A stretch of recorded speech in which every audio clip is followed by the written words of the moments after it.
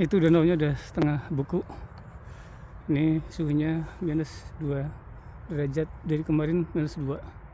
Ini mau cerita, kemarin sama Musa ikut pengajian, judulnya sukses belajar dalam pandangan Islam. Kemarin sama Musa nyepeda ke Masjid Kosovo, tempat pengajiannya. Pematerinya Pak Dr.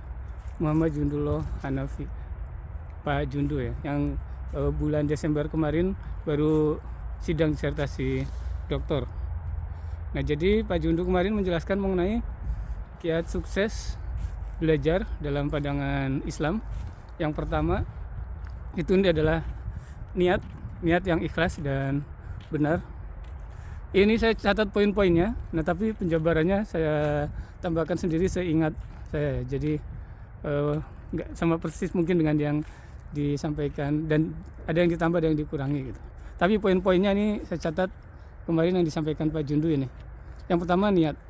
Nah, kalau kita kutip di hadis arba'in yang pertama, niat, innamal amalu binniat wa innamal likulli imri'in ma nawa faman kanat hijratuhu ilallahi wa rasulihi fahijratuhu ilallahi wa rasulihi faman kanat hijratuhu lidunya yusibuha wa imra'atin yankihuha fahijratuhu ila ma hajara ilaih.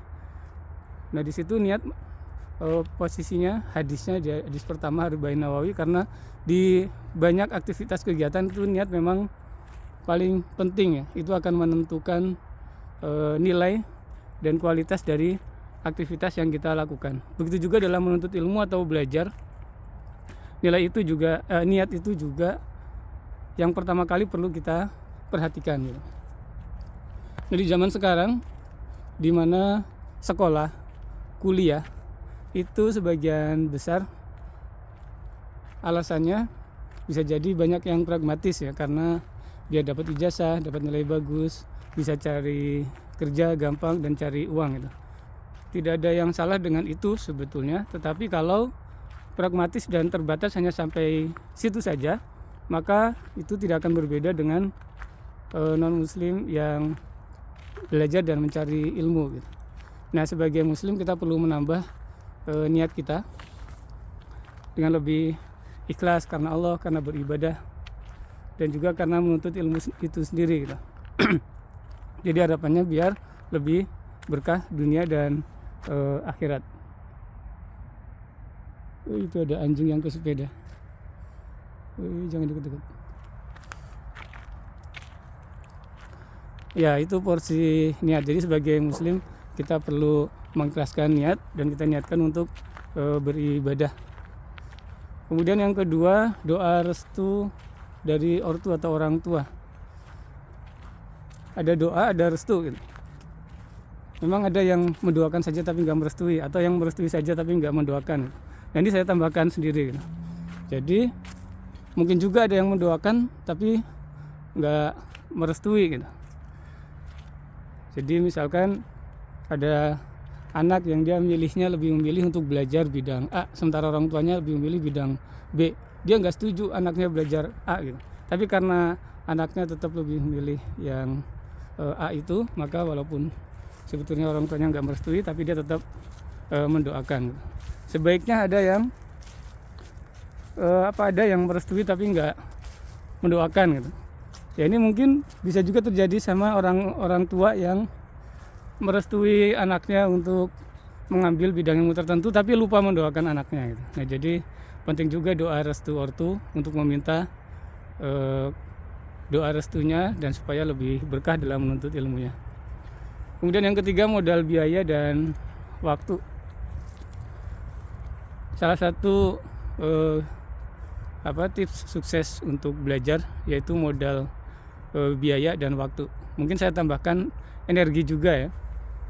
Jadi kalau orang yang punya biaya, ada waktu, tapi kalau tidak termotivasi, kembali lagi ke niat tadi, kalau niatnya nggak benar, nggak ada motivasinya, ya mungkin belajarnya juga tidak akan maksimal gitu.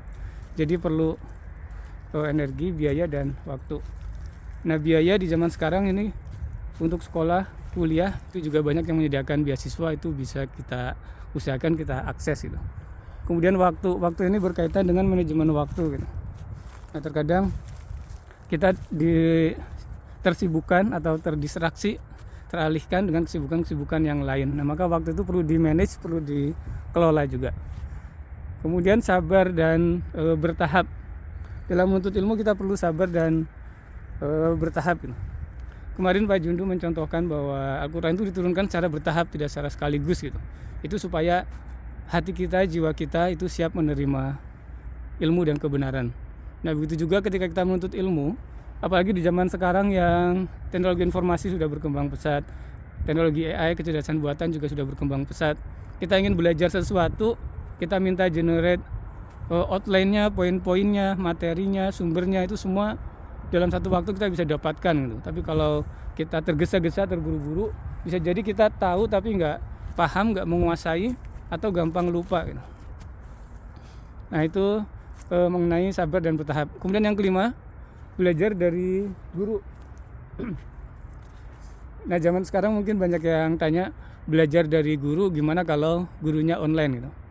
Nah, dulu ketika baru muncul Google, YouTube, kan ada istilah muridnya Mbah Google atau belajar dari YouTube gitu. Nah, YouTube dan Google itu sebetulnya kan sarana, alat gitu. Tapi Google, kalau misalkan Google kan mesin mencari dari sumber website mana. Nah, sebetulnya tergantung siapa yang nulis website. Kalau dari YouTube tergantung videonya siapa yang dilihat. Kalau videonya video ulama-ulama yang memang berilmu atau profesor atau yang pengajarnya bagus, justru YouTube dan Google itu memfasilitasi untuk bisa mendengarkan dari guru yang sebelumnya terkendala tempat dan waktu misalkan. Nah, itu satu poin. Tapi poin yang lain, bagi yang lebih cenderung untuk belajar langsung adalah karena beda ketika belajar langsung hadir bertatapan dengan guru dengan yang tidak bertatapan dengan guru. Menurut saya itu plus minus ya. Jadi ada plus minusnya ketika dengan online yang tidak terbatas tempat dan waktu dan bisa belajar dari sumber guru yang lebih mumpuni dan berkualitas dan lebih mendalam misalkan. Nah, atau dengan secara offline yang bisa bertemu langsung, kita terlihat langsung, kita melihat guru langsung, guru ustadz kayaknya bisa melihat kita secara langsung, bisa menilai dan seterusnya, lebih interaktif juga. Nah, kemudian yang keenam, manajemen waktu. Tadi udah sempat disinggung mengenai manajemen waktu dan kegiatan, karena terkadang ada kegiatan yang tidak prioritas, tidak penting, tidak urgen, tapi karena kita lagi misalkan lagi kurang semangat belajar, kita meninggalkan belajar itu. Kemudian yang ketujuh, memaksimalkan semua indera. Jadi kita dikaruniai indera.